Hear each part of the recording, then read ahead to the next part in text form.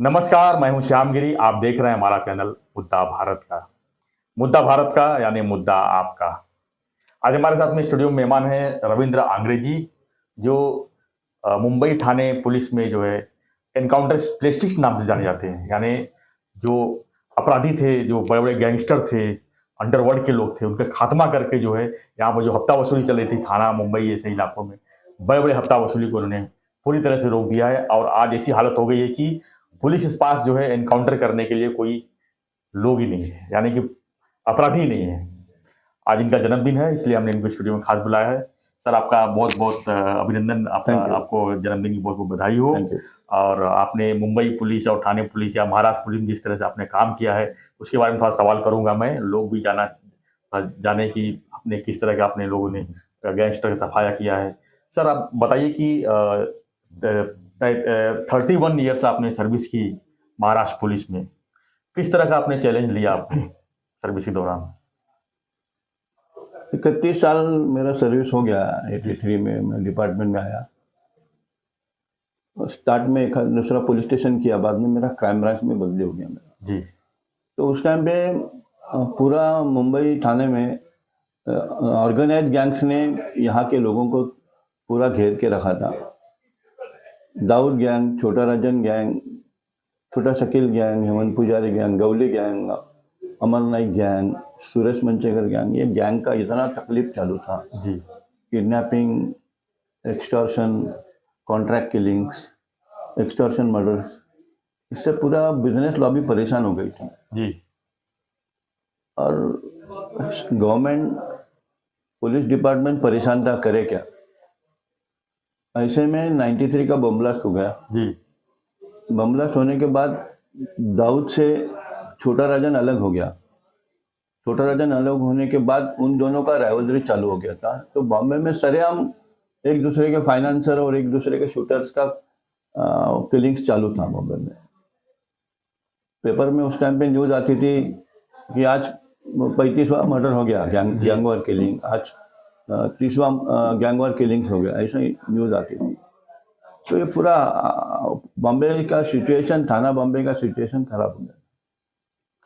क्या लगता है सर कि उस समय जो ऑर्गेनाइज्ड गैंग थे, किस तरह काम करते थे? किस तरह लोगों को परेशान करते थे? कैसे लोगों को वो अपने टारगेट पे लेते थे? ऑर्गेनाइज्ड गैंग का मेन इंटेंशन था कि बाबा हमारा मुंबई पे कब्जा रहे, जी। बॉम्बे का बिजनेस लॉबी हमारे अंडर रहे, बॉम्बे के जो भी डिस्प्यूटेड काम है हमारे पास आए, हम लोग सेटलमेंट करें, कोई जगह पे कब्जा करें, बड़े बड़े बिजनेसमैन को धमकी देके उनसे पैसा वसूल करें। तो पहला मेन गैंग यहाँ पे दाऊद गैंग थी, गौली गैंग और अमर नाइक गैंग थे उस टाइम पे। लेकिन मेन यहाँ पे मुंबई और थाने में दाऊद गैंग की जो छोटा शकील विंग है वो पावरफुल थी, और उनका ज़्यादा extortion activities, contract killings, extortion, धमकी वगैरह कॉल चालू थे। जी। सर, आपने 2003 में सुरेश मंचेकर का जो डॉन था, जो एक तरह से गैंग लीडर था, उसका आपने खात्मा किया। कितना बड़ा चुनौती थी सुरेश मंचेकर का एनकाउंटर? सुरेश मंचेकर ने पूरा थाना जिले को परेशान करके रखा था। उस गैंग में कम से कम 200-250 लोग थे, और वो लोग कल्याण, डोंबिवली, अमरनाथ, बदलापुर, थाना, कलवा, बॉम्बे का कुछ एरिया, यहाँ पे एक्सटॉर्शन एक्टिविटीज और कॉन्ट्रैक्ट किलिंग्स या एक्सटॉर्शन किलिंग्स उसके चालू थे। जी। मेरे इंफॉर्मेशन के हिसाब से सुरेश मंचेकर के ऊपर कम से कम 50 के ऊपर मर्डर्स थे, और उसका खुद का गैंग था। और यहाँ पे पुलिस डिपार्टमेंट जो था वो उनके लोगों के पीछे पड़े थे, लेकिन एक मेंटल मॉरल था, एक कुछ कॉन्फिडेंस लेवल था, तो वो एकदम कम हो गया था उस टाइम। जी। पुलिस, जब मैं 2000 में यहाँ पे आया, और वहाँ पे जब जो पुलिस डिपार्टमेंट में हमारे क्राइम ब्रांच के लोग, ऑफिसर्स थे, उनकी मेंटालिटी इतनी किलिंग इंस्टिंक्ट था नहीं। वो एक क्या डिसऑर्डर होके बैठे थे कि सुरेश मंचेकर कोई सुपरमैन है, वो मिल ही नहीं सकते, ऐसे मेंटल स्टेटस पे थे पुलिस डिपार्टमेंट के हमारे सुपीरियर्स थे। सर, एनकाउंटर की बात करें तो एनकाउंटर एक खास पुलिस वालों को दिया जाता है, क्राइम ब्रांच जैसे हो गया, एंटी एक्टोर्शन सेल वाले का पुलिस हो गया। तो कैसे, मतलब कि आपको लगता नहीं था कि जब एनकाउंटर किसी को मारना है, किसी को ये करना, तो आपको सर दिल में ऐसा कुछ लगता नहीं था? सबसे इम्पोर्टेंट बात कि इनकाउंटर किसी को करो, जी ऐसा हमारे सुपीरियर्स कभी बोलते नहीं। और इनकाउंटर्स खाली अंग्रेज साहब को ही दिया, सालस्कर को ही दिया, प्रफुल्ल भोसले को ही दिया, ऐसा कुछ नहीं था। इंडियन पिनल कोड सेक्शन 100 के तहत किसी को भी अगर उनकी जान और माल की हिफाजत करने के लिए दूसरे की जान लेने को उनको प्रोविजन है उसमें। एक आधी लड़की कोई उसके ऊपर बलात्कार भी करने आए तो उसको वो आदमी की जान लेने की पावर से, उसको राइट ऑफ प्राइवेट डिफेंस बोला जाता है। जी अगर कोई किसी का खून करने आए हैं तो वो सामने से अगर कोई फायरिंग कर रहा है तो इसने भी उसको फोन फायरिंग करके उसमें वो अगर मृत्यु हो जाती है तो उसको राइट ऑफ प्राइवेट डिफेंस का उसको फायदा दिया जाता है। तो वही सेक्शन के हिसाब से जब हम लोग किसी बड़े क्रिमिनल को पकड़ने जाते हैं तो हमको मालूम है, समझते हैं, हम लोग उसका रिकॉर्ड चेक करते हैं। रिकॉर्ड में समझ में आता है कि उसके ऊपर समझो 25 केसेस है तो उसमें 5 मर्डर्स है, बाकी 12 डिकॉइटी है, रॉबरीज है, तो एकदम हार्डकोर क्रिमिनल है। तो हम लोग सुपीरियर के साथ बैठे, कमिश्नर के साथ, ज्वाइंट कमिश्नर डीसीपी, और उसमें डिस्कशन होता है। मैं being in charge of the unit में उनसे डिस्कस करता हूँ कि साहब इसका इन्फॉर्मेशन आया है शाम को 7 बजे ये फलाना जगह पे आने वाला है। जी तो फिर साहब पूछते हैं अंग्रेज क्या है, इन्फॉर्मर ने क्या बोला, उसके बाद वेपन कौन सा है, इंडियन वेपन है, इंपोर्टेड वेपन है, क्या है, रिवॉल्वर है, स्टेन गन है। तो हमारे इन्फॉर्मर ने जो हमको इन्फॉर्मेशन देख के रखी थी तो हमको बताया जाता है कि बाबा चलो उसके पास रिवॉल्वर है, 6 चैम्बर्ड का रिवॉल्वर है, उसने परसों देखा था उसके पास। तो ठीक है, फिर तो आप कैसे जाओगे, कितने लोगों को लेके जाओगे, जो बुलेट प्रूफ जैकेट आप लेके जाइए, ज़्यादा कुछ आपको बड़ा लगा 2-3 लोग आने वाले हैं तो आप स्टेन गन भी लेके जाइए अपने राइट ऑफ प्राइवेट डिफेंस के हिसाब से। सुपीरियर्स कभी कभी हमारे साथ में उस टाइम पे ज्वाइंट डीसीपी अमर यादव थे, वो इसमें हमको ज़्यादा करके मदद करते थे। वो साइड पे कभी कभी आके हमको इंस्ट्रक्शन देते थे, अंग्रेज ये ऐसा ऐसा ट्रैप लगाइए, तो हम लोग वो हिसाब से ट्रैप लगाते थे। और जब सामने से वो आता है तो हम लोग इन्फॉर्मर को और उसको आइडेंटिफाई करने वाले एक आदमी जी हमारे साथ में हम लोग उसको रखते हैं। तो जैसा वो सामने से आता है तो इन्फॉर्मर हमको बताता है कि बाबा साहब वो ऐसा ऐसा आ रहा है, वो कपड़े डाला है। तो फिर जैसा वो आता है तो हम लोगों ने चारों तरफ से उसको कवर करके रखा रहता है। मेरे मैंने स्पॉट पे सर्वे करके 3-4 घंटा पहले जाके वहाँ पे मैं स्टाफ एक स्पॉट पे रखता हूँ। तो फिर जैसा वो सामने से आता है, मैं being an in charge of the team उसको बोलता हूँ कि तुम पुलिस ने आपको चारों तरफ से घेर लिया है, आप सरेंडर हो जाओ। जी तो उसको मालूम रहता है कि मेरे ऊपर अभी 12 केसेस पेंडिंग है, उसमें से 5 मर्डर में मैं वांटेड हूँ, 12 रॉबरीज में मैं वांटेड हूँ। तो अगर मैं आज पकड़ा जाऊंगा तो मैं 15-20 साल बाहर नहीं आऊँगा, लाखों करोड़ों का वकील और बाकी का उसमें खर्चा हो जाएगा। तो वो मेंटली प्रिपेयर्ड रहता है कि जो भी आए मैं फायरिंग करके निकल जाऊंगा। तो वो प्रयास करता है निकलने का तो हमारे पे फायरिंग करता है, तो हम लोग राइट ऑफ प्राइवेट डिफेंस के हिसाब से हम लोग उसके ऊपर फायरिंग करते हैं। तो फायरिंग में उसको गोली लगने के बाद जैसा वो गिर जाता है हम लोग ताबड़तोड़ उसके पास जाते हैं, उसको गाड़ी में डाल के और हॉस्पिटल लेके जाते हैं। तो हॉस्पिटल में अगर वो अच्छा हो जाता है तो ठीक है, नहीं तो हॉस्पिटल में अगर डॉक्टर ने चेकिंग करके वो डिक्लेयर करते हैं कि ये मर गया है। सर ज्यादा करके एनकाउंटर कंट्रोवर्सी बहुत होते हैं, मतलब इल्जाम लगाया जाता है पुलिस के ऊपर, जानबूझ के पुलिस ने पकड़ के मारा है। ऐसा आपके ऊपर भी कभी आया है इस तरह का? देखो मेरे जितने भी इनकाउंटर आंग्रे साहब ने 53 एनकाउंटर किया है, यानी कुछ अपने 31 ईयर्स के सर्विस में जो है 53 एनकाउंटर कर चुके हैं और काफी धसत रहा है पुलिस विभाग में। और जो अपराधी थे वो जो है काफी चौकन्ना रहते थे।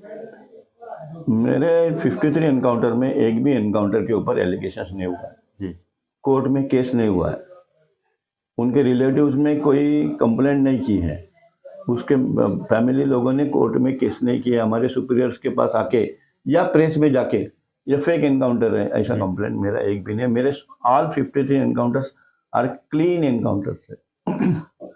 सर लोगों में ऐसी भी चर्चा रहती है, लोग जानना भी चाहते हैं कि अंडरवर्ल्ड और नेताओं का संबंध है, क्या ऐसा आपके सामने कभी आया है? थोड़ा बहुत एरिया का समझो, एक आधे एरिया का कोई गुंडा रहेगा जी, तो लोकली वो एरिया के पॉलिटिकल लीडर्स भी रहेंगे या बाकी के बिजनेसमैन रहेंगे, व्यापारी रहेंगे, उनके कांटेक्ट में तो थोड़ा बहुत रहता ही है। नहीं, जैसे मैं अंडरवर्ल्ड की बात कर रहा हूँ, हाँ डॉन की बात कर रहा हूँ। हाँ। क्या इनका नेताओं से इनको सहयोग मिलता है या नेताओं पे उनका संपर्क रहता है, तभी मुझे इतना बड़ा बन जाते हैं वो? मेरे सामने तो एक भी ऐसा कुछ इंसिडेंट आया नहीं कि जिसमें नेताओं से उसका कनेक्शन है। और अंडरवर्ल्ड और पुलिस का क्या संबंध? ये भी चर्चा होती है कि अंडरवर्ल्ड का जो है पुलिस के जी मैं ऐसा डायरेक्टली रिफ्यूज नहीं करूंगा, कुछ लोगों को संबंध रहता है, नहीं ऐसा नहीं, तो उनको गवर्नमेंट डिसमिस करते हैं, उनके ऊपर केस करके उनके ऊपर ऐसा हुआ भी है कुछ लोगों को। डिपार्टमेंट ने उनको जैसा उनको ये हो गया मालूम पड़ा कि इसका गैंग वॉर से कनेक्शन है, गैंग वॉर से बात कर रहा है, उनसे कुछ पैसा ले रहा है जी, तो ऐसे 4-5 लोगों को डिसमिस भी किया है डिपार्टमेंट ने। तो ऐसा भी आरोप लगा है जैसे कि सात बंगला में माया डोलस का जो एनकाउंटर हुआ था, तो गैंग लीडर ही जो है इनको अपने लोगों को सुपारी दे के पुलिस को मरवाते हैं, ऐसा भी सुनने में आया, ऐसी स्टोरियां बनी है, तो क्या सही है ये? मुझे इस बारे में ज़्यादा इन्फॉर्मेशन नहीं, मैं दूसरे के मैटर में ज़्यादा ध्यान नहीं देता जी लेकिन ऐसा हुआ होगा या नहीं होगा मैं उसमें कुछ ज़्यादा कमेंट नहीं करना चाहता।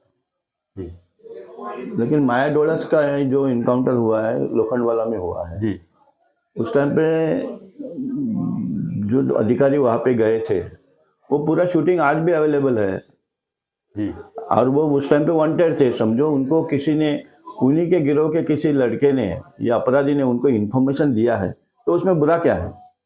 इन्फॉर्मेशन हो के उन्होंने उसको छोड़ा तो नहीं। नहीं, बुरा नहीं है, मैं ये बोल रहा हूँ, क्या सिस्टम चलता है इस तरह का? नहीं, मुझे नहीं लगता ऐसा कुछ सिस्टम है। सर एक और चीज मैं पूछूंगा आपको, 26/11 जिस तरह से 26/11 ही बोलेंगे, जो वहां पर मुंबई में जो कसाब बाकी जो 10 आतंकवादी आए थे, जिस तरह से ऑफिसरों के एनकाउंटर में जो शहादत हुई है, जैसे विजय सालस्कर हो गए, अशोक कामटे जी हो गए, हेमंत करकरे जी हो गए, जो इस तरह से इनका आमने सामने फायरिंग में जो उनकी जिस तरह से मौत हुई, क्या आपको नहीं लगता कि वो एनकाउंटर था लेकिन उसमें उनको बचाया जा सकता था? क्या उन्होंने ऐसा किया रहेगा कि सबके सब ऑफिसर मारे गए? क्या है 26/11 का जो इंसिडेंट है जी उस टाइम पे स्टार्ट में पहला आधा घंटा पौना घंटा पुलिस एकदम कंफ्यूजन में थी कि क्या हो रहा है, तो गैंगवार फायरिंग एक दूसरे पे कर रहा है कि क्या हो रहा है, ऐसा कुछ मालूम नहीं पड़ा। ऐसा जब इंसिडेंट हो जाता है तो वो सब लोगों को बुलाया जाता है कि चलो आ जाओ, ऑफिस पे आ जाओ, तो एक मैसेज सबको गया। जैसा जैसा टाइम निकलता गया रियलाइजेशन होते गए, वीटी में फायरिंग हो गई, वीटी में कोई आतंकवादी आया है, उसने पब्लिक के ऊपर फायरिंग करके लोगों को मार डाला, नरीमन हाउस में घुसे, लियोपोल्ड में घुसे, ओबराय में घुसे हैं, टैक्सी में बॉम्ब लेके कोई भेज दिया है, कोई बोल रहा है कि बाबा यहाँ से कामा हॉस्पिटल की तरफ कुछ लोग गए, ऐसे अलग अलग तरफ से इंफॉर्मेशन कंट्रोल में आ रही थी जी। तो इंफॉर्मेशन आने की वजह से जो भी क्राइम ब्रांच का या पुलिस का क्या होता है, जो अवेलेबल है उनको इकट्ठा भेज दिया जाता है जी। तो उस टाइम पे सबको बुलाया गया था ऑफिस में, कंट्रोल रूम और क्राइम ब्रांच का ऑफिस एक ही है, तो उनको बुलाया गया था। तो वहाँ पे इंफॉर्मेशन आई कि बाबा कामा हॉस्पिटल के पास कोई लोग आतंकवादी स्टेनगन लेके घुस गए हैं। तो यार उस टाइम पे जो लोग अवेलेबल थे, उस टाइम पे समझो अवेलेबल रहेंगे, सालस्कर साहब अवेलेबल रहेंगे, कामटे साहब, करकरे साहब, उनको वहाँ पे भेजा गया और उसमें उनका फायरिंग होके उनका शहीद हो गया वो। तो क्या लगता है साथ में उनके जो बॉडीगार्ड थे वो कहाँ थे? क्योंकि काफी कंट्रोवर्सी हुआ है इस विषय के ऊपर, इसलिए पूछ रहा हूँ मैं कि इतने बड़े बड़े ऑफिसर जो शहीद हुए उनके साथ में और लोग क्यों नहीं थे साथ में? क्या है वो इतना बड़ा हमला था वहां पर, जिप्सी में गए थे वो जी। जिप्सी में सालस्कर साहब का एक पर्सनल बॉडीगार्ड था जादव, वो जिंदा है ना आज भी जी। उसको भी गोली लगी थी लेकिन उसने मरने का नाटक कर दिया और वो छुपा रहा अंदर, और बाकी जो भी था 2-3 हवलदार थे अंदर और 3 ऑफिसर्स थे, उनके ऊपर फायरिंग हो गया। अगर कुछ उसमें गलत होता था तो जादव आज भी जिंदा है, बताता था ना गवर्नमेंट को, पुलिस को बताता। मेरा कहने मतलब मैं गलत नहीं ठहरा रहा हूँ कि और भी बॉडीगार्ड क्यों साथ में नहीं है? छोटी थी ना, सीटिंग कैपेसिटी कम है जिप्सी की, सामने ड्राइवर और एक आदमी बैठा था, तो सालस्कर मेरे हिसाब से गाड़ी चला रहा था, करकरे साहब आगे बैठे थे और कामटे साहब पीछे थे और एक सिपाही रहेगा और 2 सिपाही रहेगा, उसमें वो लोग चले गए। जादव आज भी जिंदा है, सर इनकाउंटर की बात करें तो आज की तारीख में देखा जाए तो पिछले 5-10 साल में अगर नजर डालें तो कुछ इनकाउंटर जैसी कुछ बात महाराष्ट्र में नहीं रही है, मुंबई और ठाणा जैसे इलाकों में नहीं रही। क्या मानते हैं इसको आप? ये इनकाउंटर की जरूरत नहीं है अब मुंबई को? इनकाउंटर क्या है कि अभी बेल पॉलिसी इतनी स्ट्रांग हो गई है जी। कि आपको पहले मर्डर में बेल नहीं मिलता है, तो आपको दूसरी मर्डर करके कुछ एक्टिविटीज करने को चांस ही नहीं है। आज भी बॉम्बे पुलिस में, थाना पुलिस में इफिशिएंट ऑफिसर्स है, अच्छे ऑफिसर्स है, काम करने लायक ऑफिसर्स है, लेकिन काम ही नहीं है कि जिनके ऊपर 4-4, 5-5 मर्डर्स है, ऐसे आरोपी अवेलेबल ही नहीं है। जो मेन आरोपी थे थाना के, तो मैंने 2.5-3 साल में 22 लोगों का इनकाउंटर मैंने कर दिया। उसके बाद थाने में कोई बड़ा ऑफिसर तैयार ही नहीं हो गया। आरोपी अपराधी अगर तैयार नहीं हो गया तो इनकाउंटर दूसरा कैसा है कि उस टाइम पे थोड़ा सा सपोर्ट था हम लोगों को।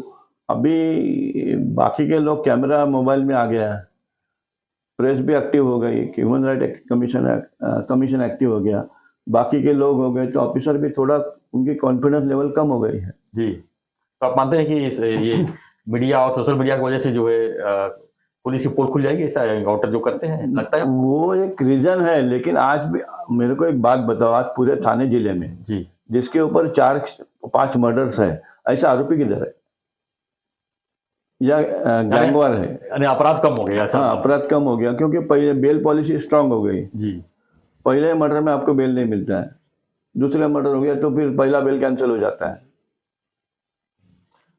धन्यवाद सर। अभी अब हम जो है पुलिस से थोड़ा अलग अपने चलते हैं। आप कांग्रेस पार्टी के उपाध्यक्ष हैं ठाणे जिला के। आपको क्या लगता है कि आप पुलिस में मतलब रिटायर होने के बाद आप राजनीति की तरफ गए, इसके पीछे क्या मकसद रहा आपकी? इसके पीछे ये मकसद है कि कोई भी आदमी या कोई भी इंसान मेरे हिसाब से उसने मरते दम तक काम करना चाहिए जी। और दूसरा, हम जैसे गवर्नमेंट ऑफिसर्स है, हमारे पास एक्सपीरियंस रहता है, एक अलग पहचान रहती है, लोगों के साथ सामने जाओगे तो लोग विश्वास भी करते हैं। और दूसरा, समाज में इतने प्रॉब्लम चालू है तो अपन घर पे रिटायरमेंट बैठ के मुझे अच्छा नहीं लगता है। तो मेरा ये वसूल है कि बाबा चलो कुछ ना कुछ अपना कंट्रीब्यूशन मरते दम तक हम लोग सोसाइटी के लिए दे, और उसके लिए पॉलिटिकल पार्टी का माध्यम एक अच्छा माध्यम है। इसलिए मैंने पॉलिटिकल पार्टी में ज्वाइन कर ली कांग्रेस, और काम चालू कर दिया। सर, अभी जो कांग्रेस की बात करें तो अभी जिस तरह से महाराष्ट्र में राजनीति हलचल जिस तरह देख रहे हैं आप, 2019 के बाद 2000 उसके पहले भी आपने तो देखा ही होगा, जिस तरह से यहाँ पर जो सत्ता के लिए जिस तरह से संघर्ष चल रहा है, क्या मानते हैं आप इस? अभी ये जो सत्ता के लिए महाराष्ट्र में संघर्ष चालू है जी, इसके लिए महाराष्ट्र के पब्लिक बहुत नाराज है, परेशान है। लोगों का एक विश्वास था जो हमारे लीडर्स लोगों के ऊपर, वो विश्वास दिन ब दिन टूटते जा रहा है जी। कोई भी किसी को भी ज्वाइन कर रहा है और सत्ता पे आने के लिए प्रयास कर रहा है। समाज, लोगों के काम कुछ हो नहीं रहे हैं, फंड्स किधर जा रहा है पता नहीं चल रहा है, करप्शन वही चालू है, तो लोग बहुत दुखी है, परेशान है। लेकिन करे भी तो क्या करे, किसको सामने रख के हम लोग वोट करें, ये पब्लिक पे समझ में आ नहीं रहा है। अभी पिछले कुछ 2-3 सालों से राहुल गांधी साहब ने जो भारत जोड़ो यात्रा की, उसके बाद उनके बारे में जो समाज में, देश में एक अलग से कॉन्फिडेंस लेवल बढ़ गई है कि ये आदमी कुछ कर सकता है, या इंसान देश के लिए, गरीबों के लिए कुछ कर सकता है। और उन्होंने कर्नाटक का भी इलेक्शन जीत लिया। उन्होंने जो 3-4 वादे किए थे वो पहले दिन में जैसा सत्ता में आते हैं उन्होंने पूरे कर दिए। क्या मैसेज देना चाहेंगे लोगों को आप, खासकर जो मेरा लोगों को यही मैसेज है कि नेताओं का जो है पब्लिक कैसे एनकाउंटर करे?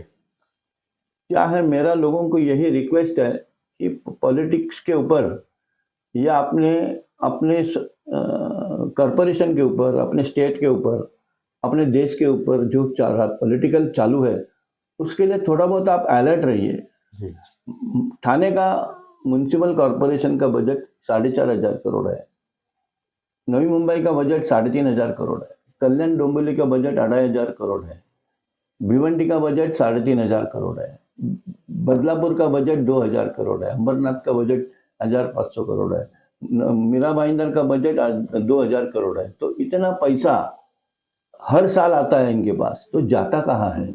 हर साल खड्डों की समस्या है, पानी की समस्या है, एक अच्छा सा ग्राउंड भी हम लोग हमारे लोगों को दे नहीं पाए, एक अच्छा गार्डन हम हमारे सिटीजन्स को दे नहीं पा रहे हैं, रास्ते की हालत खराब है, करप्शन चालू है, म्यूनसिपल स्कूल्स की हालत खराब है। मैंने तो बीच में एक आंदोलन किया था कि थाना म्यूनसिपल कॉर्पोरेशन का ऐसा कौन सा खाता बताओ कि जिसमें भ्रष्टाचार नहीं है और 1 लाख रुपए कमाओ। मैंने कल आंदोलन किया था। मतलब किसी कोई आए नहीं? ऐसा कौन सा डिपार्टमेंट है जिधर भ्रष्टाचार नहीं है? म्यूनसिपल कमिश्नर लोग आईएएस ऑफिसर है, उनको थोड़ा भी कुछ लगना चाहिए। तो आते हैं 1.5-2 साल काम करने के लिए आते हैं, क्या करने के लिए आते हैं मुझे समझता नहीं, लेकिन they are also part and parcel of the system. ऐसा कोई बाबा कमिश्नर आया है उसने सब लोगों को ठंडा कर दिया है, ऐसा कुछ नहीं, वही चालू है। And specially municipal officers, they are not affiliated to the municipal commissioner, they are affiliated to their political bosses। वो सिस्टम चलाते हैं, म्युनिसिपल कमिश्नर सिस्टम नहीं चलाता है। वो बेचारा आता है, कुछ थोड़ा बहुत कुछ करने के लिए मिलता है कि देखता है, जमा करता है और निकल जाता है। देखो ना, आपको आईएएस ऑफिसर करके आपके बारे में लोगों का एक अलग एक्सपेक्टेशन रहता है, लेकिन वो एक्सपेक्टेशन में खरा उतरते हुए मैंने पिछले 20-25 सालों में एक भी म्युनिसिपल कमिश्नर देखा नहीं। संजीव जायसवाल के अगेंस्ट मैंने खुद 8 दिन स्टेशन पे आंदोलन किया था, जायसवाल है तो मुमकिन है, और मैंने भ्रष्टाचार के कम से कम 15 पॉइंट्स दिए थे और उसके पॉइंट्स के रिपरकेशंस क्या है ये सब दिए थे। जनता, मेरा इतना ही रिक्वेस्ट है लोगों को कि ये आपका पैसा है, ये लोग गलत यूज कर रहे हैं, तो आप पॉलिटिकल सिस्टम्स के ऊपर ध्यान दो, पॉलिटिकल प्रोसेस में इन्वॉल्व हो जाओ। मेरा ये कहना नहीं है कि सब लोग इन्वॉल्व हो जाओ, लेकिन एटलीस्ट एजुकेटेड लोग पॉलिटिकल सिस्टम में इन्वॉल्व होना चाहिए।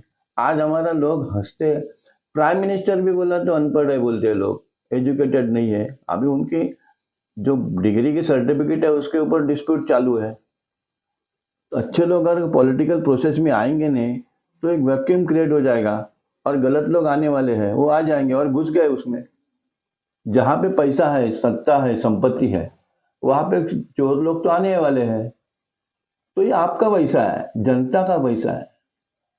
ये तो म्युनिसिपल कॉर्पोरेशन का बजट बोला मैंने, थाना स्टेट का बजट 22 लाख करोड़ का बजट है, और हमारी इंडियन इकोनॉमी 3.2 ट्रिलियन डॉलर का इकोनॉमी है, यानी 300 लाख करोड़ का इकोनॉमी है। इतना पैसा हम लोगों ने गलत लोगों के हाथ में दे दिया है। आपको, जनता को ध्यान थोड़ा बहुत पॉलिटिकल प्रोसेस में देना ही पड़ेगा। बहुत सारे एजुकेटेड लोगों को आपको पॉलिटिक्स में आके त्याग करना है, या कुछ हम लोग बोलते हैं ना उसको कि रिस्क लेना है, तो रिस्क भी लेने पड़ेगी, देश के लिए रिस्क लेना ही पड़ेगा। 1947 के पहले कितने लोगों ने देश के लिए जाने दी, कितने लोगों ने काला पानी का सजा भुगता, कितने लोगों ने मार खाया, कितने लोगों ने आंदोलन। उन्होंने ये नहीं सोचा कि मुझे क्या मिलने वाला है। देश के लिए अगर हम लोग आज बाहर नहीं निकलेंगे तो हमारा देश का हालत बहुत खराब है, बहुत खराब है। मोदी जी ने तो देश को बर्बादी के कगार पे लाके बैठा रखा है। ऐसा कर्जा बढ़ते जा रहा है। पिछले 14 प्राइम मिनिस्टर लोगों ने 55 लाख करोड़ का कर्जा लिया, और अकेले मोदी ने 100 लाख करोड़ का कर्जा लिया। बीच में न्यूज आई थी कि 88,000 करोड़ प्रिंट हो गए नोट्स और रिजर्व बैंक में पहुंचे नहीं। ऐसे कई प्रॉब्लम्स है, लेकिन अभी प्रेस, इलेक्ट्रॉनिक मीडिया मैनेज है तो लोगों पे जा नहीं रहे। आदिवासी को हालत खराब है, ST SC OBC का लोगों का हालत खराब है, एजुकेशन सिस्टम खराब है। 70,000-72,000 स्कूल पूरे देश में बंद हो चुके हैं। करप्शन तो खत्म होना छोड़ दो, सिस्टम बन चुका है, वो बढ़ते जा रहा है, बढ़ते जा रहा है। तो ऐसे इसमें हम लोग देश को अकेला नहीं छोड़ सकते। हमारा देश है, हमारी मातृभूमि है, और वो प्रॉब्लम में है, तो हमको आगे आके उसके लिए रिस्क लेनी पड़ेगी। मैं ऐसा नहीं बोलता कि मैंने कुछ अच्छा काम किया है, बहुत बड़ा काम किया है रिस्क लेके, लेकिन देश के लिए रिस्क नहीं लोगे तो किसके लिए लोगे? आज देश प्रॉब्लम में है, हमारा तिजोरी खाली है, सरकारी नौकरियां खाली है, नौजवानों को नौकरियां नहीं है, एक के ऊपर आपका बेरोजगारी बढ़ गई है। आरबीआई का कितना 1000 करोड़ रुपया गवर्नमेंट ने इसमें निकाल दिया, उस खर्चे के लिए ला दिया। चीन, पाकिस्तान, मुसलमान, हिंदू, राम मंदिर, रामायण, महाभारत, इसके अलावा टीवी पे चालू क्या है? जनता के जो जीने मरने से निगड़ित जो भी सब्जेक्ट है वो किधर चल रहा है? एक अलग तरफ से लेके जा रहे हैं आपको। जो 15-16 प्रोमिसेस मोदी साहब ने किए थे, ये काला पैसा लाएंगे, हर एक को हम लोग 15-15 लाख रुपए देंगे, 100 स्मार्ट सिटीज करेंगे, डिजिटल इंडिया, स्किल इंडिया, हर एक को 22 तक हम लोग घर देंगे, पेट्रोल डीजल के दाम कम कर देंगे, हर साल 2 करोड़ नौकरियां देंगे। ऐसे 15 प्रोमिसेस मोदी साहब ने किए थे, उसमें से एक भी पूरा नहीं है, उसके बारे में बात ही नहीं कर रहे। दूसरा ही काम चालू है, झूठ बोलने का काम चालू है। तो हमको संभलना पड़ेगा। देश आज खतरे में है, देश की तिजोरी खतरे में है। आज अगर हमारा इंडिया पाकिस्तान छोड़ो तो इंडिया चाइना अगर वार होता है तो हमारे पास 15 दिन तक लड़ने का पैसा नहीं है। वहां पे चीन अंदर घुस गया, गवर्नमेंट एक्सेप्ट ही नहीं कर रहे।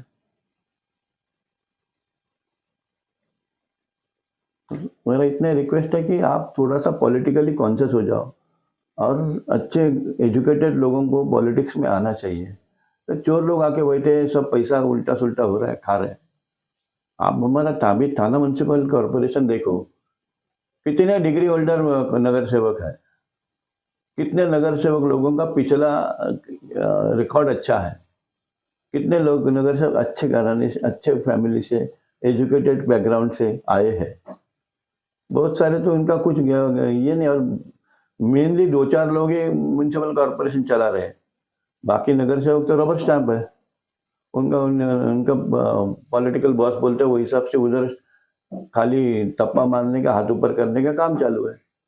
तो 4,500 करोड़ हमारा म्युनिसिपल कॉर्पोरेशन में हर साल आता है, तो जाता किधर है?